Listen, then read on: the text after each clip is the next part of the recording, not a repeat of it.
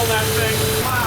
Well, we are back out trying to get more lobster bait. There was a lot of great questions in the last Pogie video. We'll try to answer some of those today. Some on how we preserve the lobster bait, how long the bait would last us, and some other questions. We've actually already used most of the bait that we caught in the last video because we've ended up not only using it ourselves, but we're also supplying our co-op. So we have like 20 or 30 boats that are all members of a co-op, and we're actually helping knock that bait bill down for all of them as well. It's been a great thing. We found a lot of pogies this morning, and we're going to get the net set out and see if we can get our limit today, which is 52 barrels. We've got a full crew. We got Dad with us again today. He's in his boat. He's also allowed 52 barrels. So if we can both get our limit today, that'll give us bait at least for a week or two at the co-op for ourselves and for all the members. We'll continue supplying bait week to week. That's good right there. Pretty close to center. Do you want somebody in there with you or no?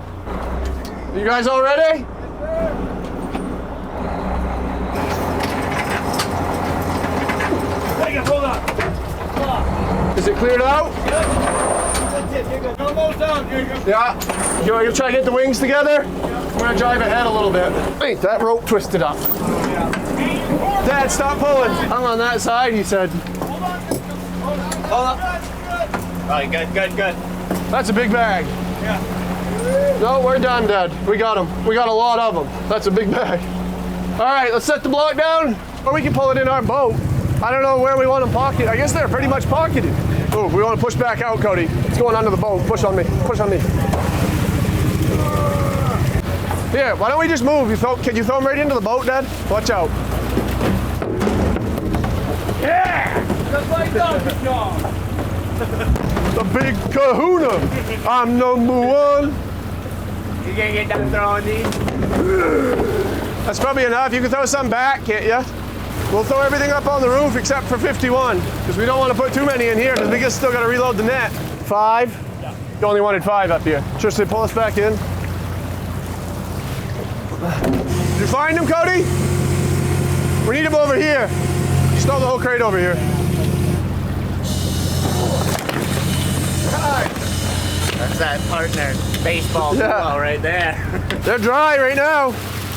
I guess they're shooting water almost up over the boat. We can get in there, but I think we're going to be tripping over each other, ain't we?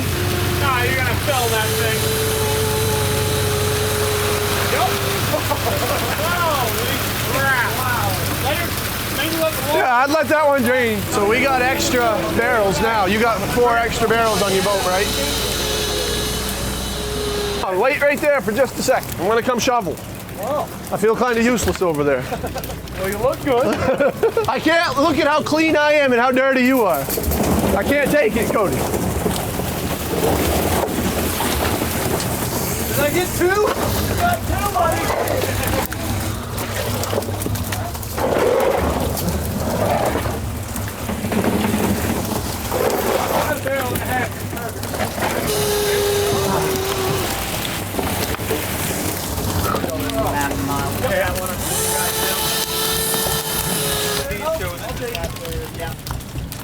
You have some in the floor, but I don't know if we have enough to top everything. Send one right across the top, and then you're done.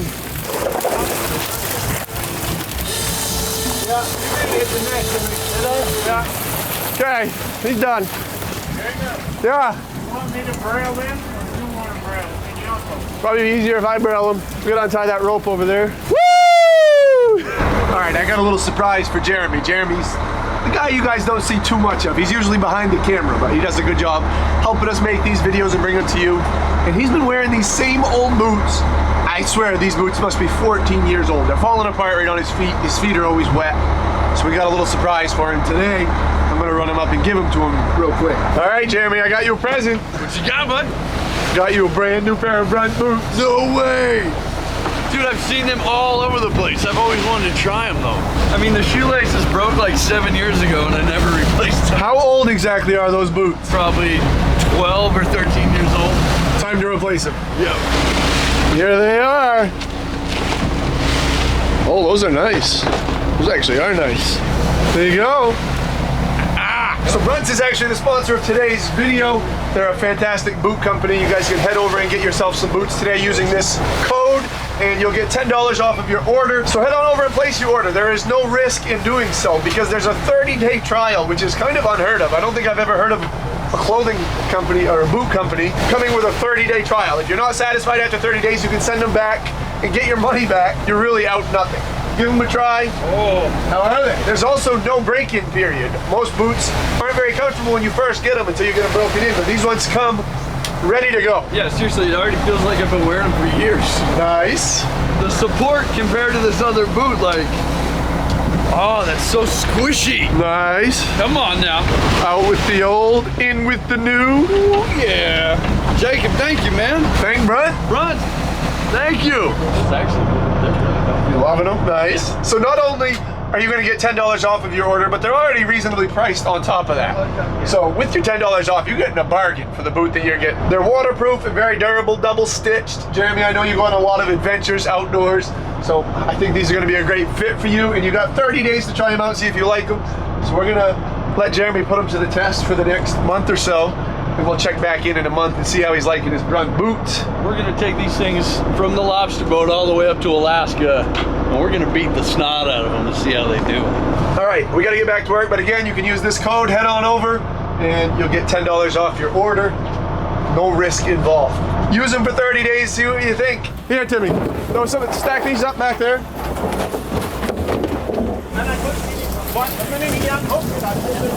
That's 6? All right, this end's gotta go out of the boat first. We gotta get rid of all those barrels on the stern. We'll reset the net. No time to drink. I think we could close the tailgate. I don't know what else it would get. Right, it might create a bunch more catches. Right. What if we laid a mat down over it? That's what I was thinking, if you had something. Well, I guess we got enough people, we can hold it off. Well, the first set was pretty successful. We had a little hiccup, but we recovered from it and everything went good. We got one boat's limit and a partial of the other. This year's the first year we're actually allowed to share boats. We partner up, can get a partnership permit. Both boats can partner up and work out of the same net, which is super beneficial because last year only one boat could work out of one net, which would lead to us having to let fish go just to reset the net on the other boat so we could get more fish. This is much easier on the fish. We're actually allowed to keep the fish that we get in the set without having to handle fish and let them go. Handling fish and letting them go isn't ideal because there is some mortality with that. We're gonna reset the net, get it back loaded on the boat, and we're gonna make another set and hopefully finish our limit. We gotta retie it too, Cody. Yep. Set there with your boot, Timmy, like, I can try to keep it off to the side. So the beginners we are in between sets, we gotta reload the net so it's ready to set back out. Probably seasoned experience, purse-seiners, the old salt, probably have a way to do it all in one shot. If we had enough crew, I guess we could, but we got so much commotion going on. We're just like, get the net in the boat, we'll figure it out later. We got the net reloaded, ready to set. We're looking for another ball of fish. There's not a ton of fish in this location. There's a few little balls, but they're kind of broken up. We lucked out. We had one big ball that we set on first thing, but now they're kind of scattered. But luckily we don't need too many. We're only allowed 52. I think we got around, I don't know, 9 or so. So hopefully we can get 40 this set, get them in 2 sets and be done for the day early. We got the drone back up, looking around. We're gonna answer a bunch of the questions that were in the comments from the last video about how we handle the bait after we get in, how we preserve it, and how we keep it ready to use for lobster bait. We'll also discuss again a little bit about the regulations because I'm sure a lot of people frown on seeing this many fish caught, but I wanna ensure you that it is a sustainable fishery. It's all done through quota. I noticed some comments, people saying that the drone looking at the fish might be unfair or whatever, but again, it's a quota fishery. So the quota will be filled in the state this year. It's just a matter of how soon. Once that quota is full, we can't catch any more fish. Regardless of what takes place throughout the season, as long as we're not going over our limits to keep it fair for all the fishermen, everybody gets their fair shot at their fish. Once the quotas are full, then the season shuts down. The state tries to divvy the quota out, which is great, to stretch it out. Sometimes they'll pause the fishery even, so that way not all the bait is landed too quickly and we have a bunch of bait surplus on the coast. They will sometimes pause the fishery if there's a ton of fish being landed, so that way we can kind of stretch that quota out across the whole lobster fishing season and ensure we have good fresh bait all year. I noticed a couple people in the last one making fun of my 90s earpiece, but it's actually super practical. I just tried to do it with headphones, that was a nightmare. I had wires wrapped up in me, but I'm actually on the phone with my dad who's in the skiff, and we're communicating on when to pull, when not to pull. Without it, it's kind of hard to talk to each other. Right here, it's just like he's sitting right next to me, which is... Dad, I'm going to start right here on the west side and go around. Go ahead! Fish on the color machine the whole entire set. 3/4! That is going to be a full set.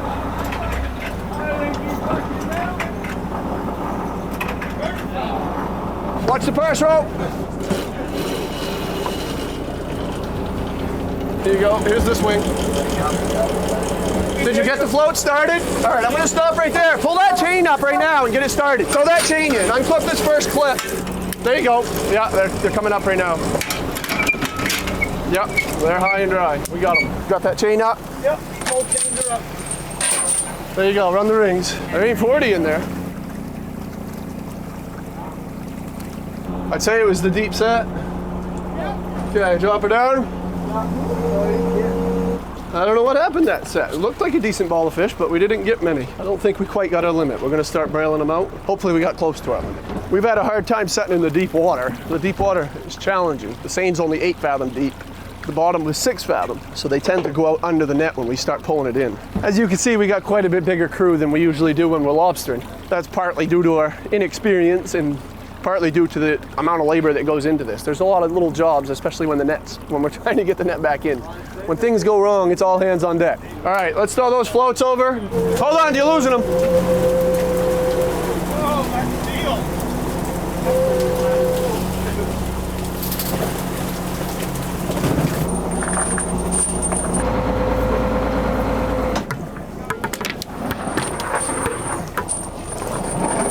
Cody, get that purse rope up over the rail.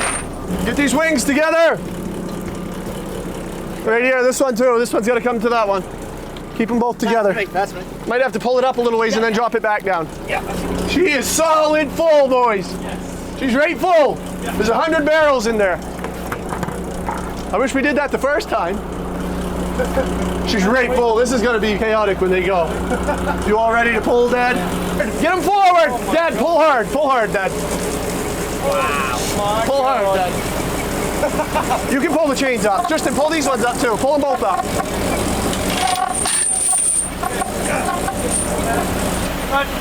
Dad, you gotta let go of me. I can't pull this. I'm hung down. You got the chains up? Pull those up. Okay, you can pull. Pull again, Dad. Pull hard. Pull hard, Dad. Okay, you ready? Okay, ease up for just 2 seconds, Dad. I gotta try to get the rings all the way up. I'm almost there. Are we all started? We're going? Yeah. I wish we got to this set the first time. Right. That would have been a one set and done. We'll just have to be careful with this set to not bag them up too tight to reduce the harm on the fish. We don't want to dry them up too much because we're going to have to let some of these go. Let's fill everything up front and then stack all the plywood up.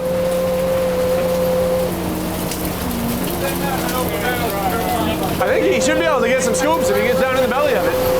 I just don't want to kill him.